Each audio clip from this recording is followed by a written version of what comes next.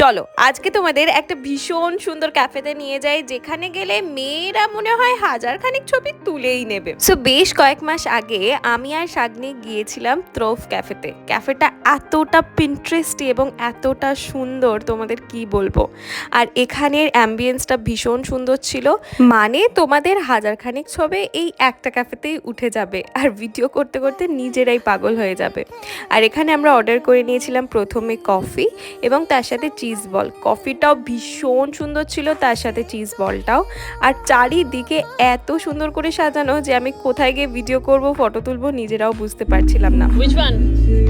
You.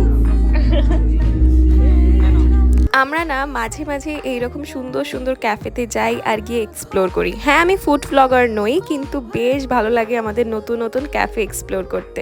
By the way, তোমাদের এই ক্যাফেটা কেমন লাগলো অবশ্যই জানিও। আর খাবার দাবারও ছিল দারুণ।